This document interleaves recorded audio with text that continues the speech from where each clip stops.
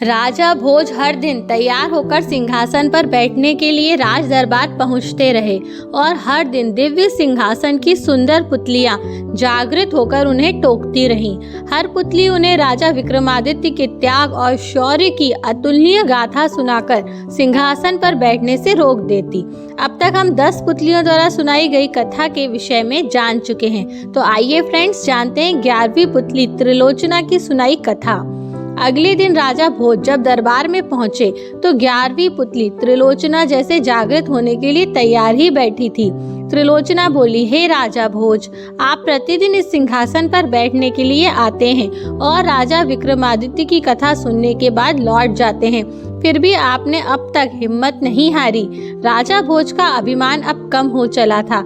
वह विनम्रता पूर्वक बोले, हे सुंदरी, आप हमें राजा विक्रमादित्य की कौन सी कथा सुनाने वाली हैं? कृपया सुनाएं। हमारे साथ साथ नगर की प्रजा भी अपने पूर्व राजा की वीरता और त्याग से परिचित होना चाहती है। त्रिलोचना ने मुस्कुराकर कथा आरंभ की।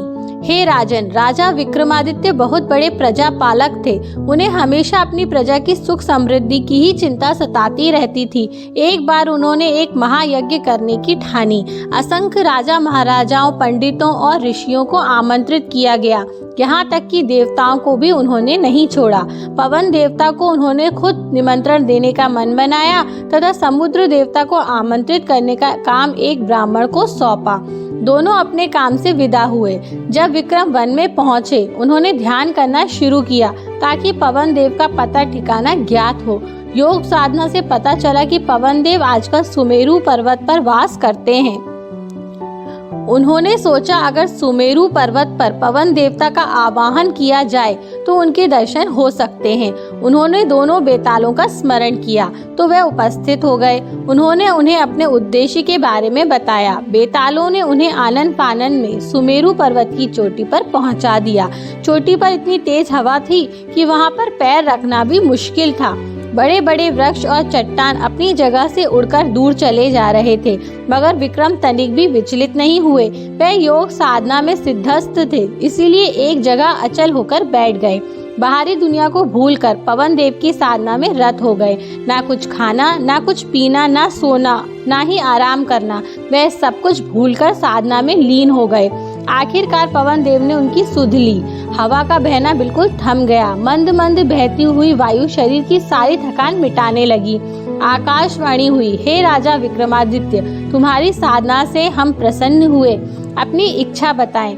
विक्रम अगले ही क्षण सामान्य अवस्था में आ गए और हाथ जोड़कर बोले कि वे अपने द्वारा किए जा रहे महायज्ञ में पवन देव की उपस्थिति चाहते हैं। पवन देव के पधारने से उनके यज्ञ की शोभा बढ़ेगी। ये बात विक्रमादित्य ने इतनी भावुकता से कही कि पवन देव हंस पड़े। उन्होंने जवाब दिया कि सशरीर यज्ञ में उनकी उपस्थिति असंभव है। वे अगर सशरीर गए तो विक्रम के राज्य में भयंकर आंधी तूफान आ जाएगा। सारे लहलहाते खेत, पेड़ पौधे, महल और झोपड़ियां सबकी सब उजड़ जाएंगी। रही उनकी उपस्थिति की बात, तो संसार के हर कोने में उनका वास है, इसीलिए वे अप्रत्यक्ष रूप से उस महायज्ञ में उपस्थित रहेंगे। विक्रम उनका अभिप्राय समझ चुके थे, इसीलिए वह चुप हो गए। पवन देव ने उन्हें आशीर्वाद देते हुए कहा कि उनके राज्य में कभी अनावृष्टि नहीं होगी और कभी दुर्भिक्ष का सामना उनकी प्रजा को नहीं करना पड़ेगा।